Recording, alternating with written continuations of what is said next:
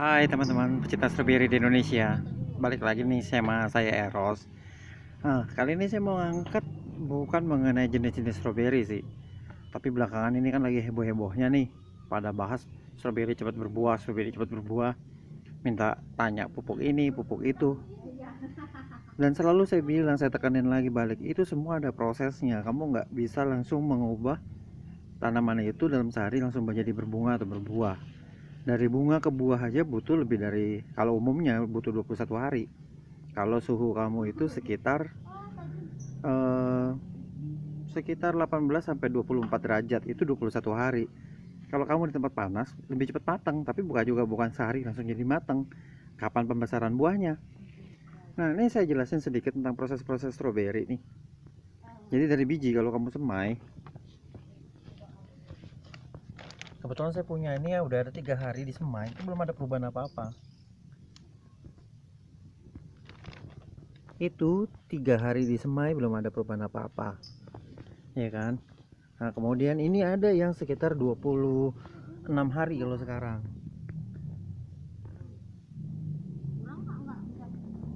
Itu 26 hari, ya kan? Bahkan ada beberapa yang saya sebar juga secara liar. Saya pengen tahu efeknya, saya taruh di sini.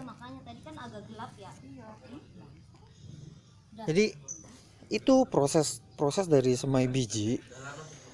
Kamu butuh sekitar 2 bulan sampai, sekitar paling cepat itu ya 2 bulan lah untuk sampai jadi tanaman yang masih kecil.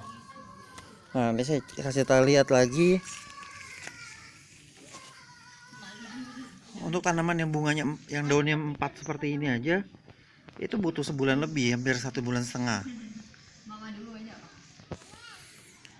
ya kan? Nah, ini bibit nih, ini yang daun-daunnya udah pada lebih dari 3 dipindah ke persemaian seperti ini. Oke, kita bahas lanjutan adalah ke sulur. Seandainya dari sulur gimana? Ya, kalau kamu tanam tanaman dari sulur, kamu menang meloncatin fase ini nih, ini fase paling lama. Jadi kalau fase ini kamu tanam stroberi dari biji, kamu butuh sekitar 1,5 tahun untuk sampai ke tahap bunga. Ingat ya, tahap bunga. Oke, karena kita bahas ke sulur. Ini saya punya banyak cadangan stok sulur nih, sisa sulur. Untuk tanaman-tanaman sulur ini biasanya butuh 2 bulan sampai 4 bulan untuk berbuah. Tapi saya ingetin lagi, tapi kita kan nggak pernah tahu umur sulur ini dilepas dari indukan umur berapa lama, ya kan? Misalnya ada yang baru tanam seminggu keluar akar dicopot, masa mau dibandingin dengan yang udah diem di tempatnya 1 bulan baru dilepaskan? Nggak mungkin. Nah, itu juga udah mempengaruhi waktu tanam tuh. Jadi jangan heran kalau ada tanaman yang berbuah lebih cepat atau berbuah lebih lambat. Kita nggak pernah tahu sulur itu umurnya berapa lama. Jarang ada yang nandain sulurnya, ya kan? Selanjutnya ada lagi proses pengaruh dari fase. Jadi gini, ketika tanaman itu lagi berbuah dan dia keluar sulur, ya kan? Nah, kemudian sulurnya itu dianakan. Nah, kemungkinan besar anakan sulur itu akan membawa fase dari si induknya sebelumnya. Jadi kemungkinan besar juga dia berkeinginan untuk berbuah. Jadi jangan kaget kalau ada tanaman sulur yang baru ditanam gak lama berbunga. Jangan kaget, itu pasti ada juga.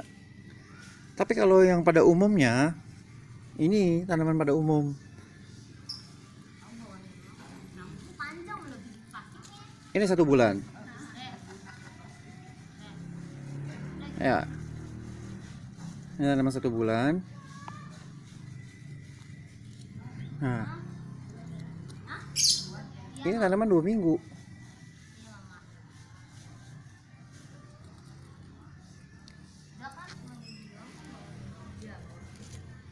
Nih,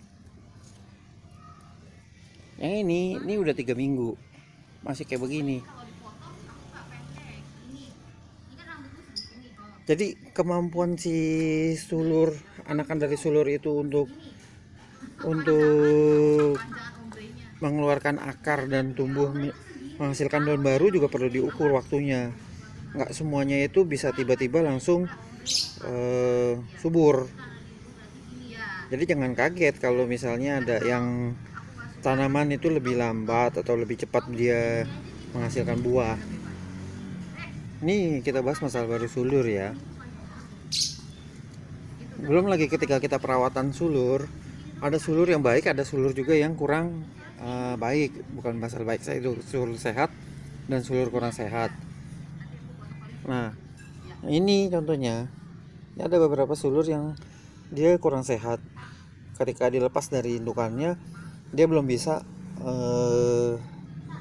belum bisa beradaptasi sendiri. Jadi masih kayak orang kaget gitu. Bahkan ada beberapa yang gagal adaptasi.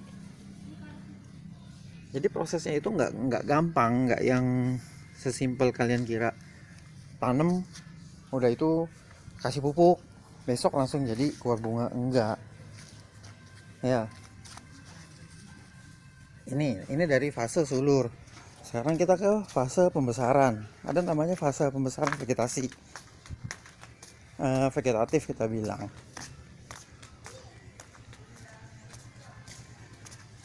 Dari anak-anakan begini, itu masih butuh waktu juga untuk jadi besar dan siap untuk berbunga.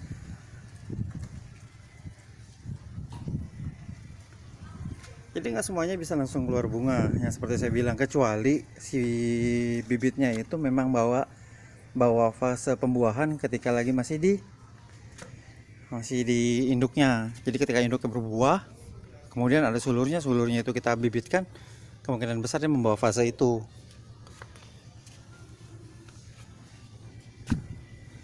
Nah, ini sangguriang juga besar-besar seperti ini tapi belum berbuah. Nah, balik lagi, ada lagi yang perlu diingat juga teman-teman nih. Ada yang namanya jenis-jenis musiman, ada musim tertentu. Nah, itu juga perlu kita tahu. Ini tanamannya sepanjang tahun atau memang cuma musiman.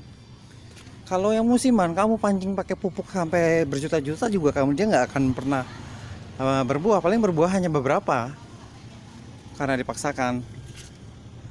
Itu juga kebetulan. Nah, nih seperti ini nih.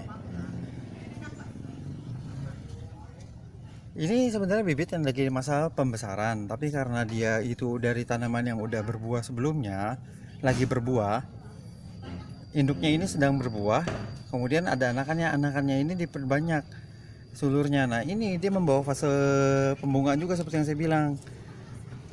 Nih. Jadi itu bukan trik. Bukannya trik dari banyakin pupuk terus langsung bisa keluar bunga. Contoh kayak ini juga sama, induknya sedang berbunga, kemudian ada sulurnya diperbanyak, jadinya gini. Jadi pupuk itu sebenarnya bukan mempercepat satu proses pembungaan keluar bunga, bukan, tapi dia membantu menyehatkan tanamannya sampai di posisi dia siap untuk berbunga. Jadi sampai kapanpun kamu pancing untuk berbunga, kalau tanamannya belum siap untuk berbunga, nggak akan berbunga. Perlu diingat ya.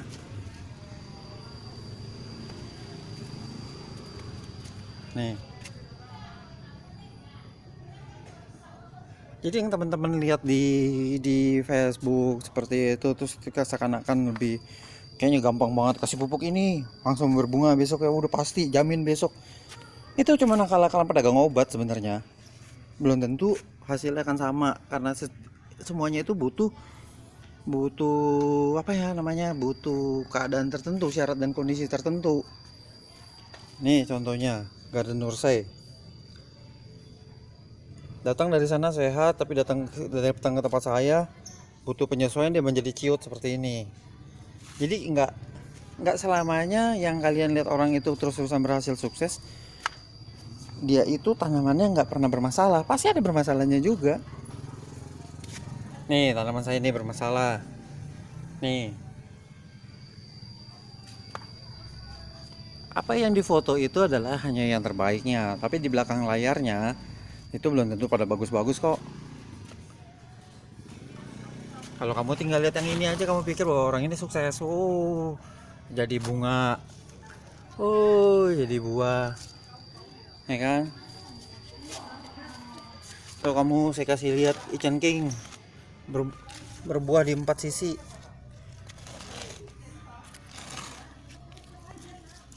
ya kan? Kamu pikir, wih hebat, ada buahnya banyak. Duh, ada buahnya gede, bakal buahnya nih. Tapi di balik ini semua banyak tanaman saya juga sebenarnya gagal, jadi jangan kaget. Kayak ini gagal adaptasi, ya kan? Ada yang gede juga, tapi nggak sedikit juga yang lumayan gede, tapi nggak sedikit juga yang masih pada biasa-biasa aja. Nih berbunga,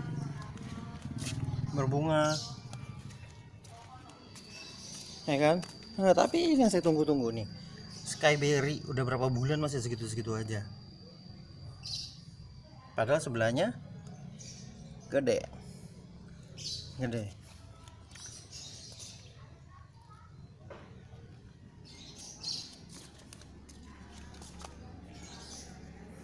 Ada juga yang saya tanam dari kerdil, kita berusaha untuk besarkan di sini sampai berbunga akhirnya.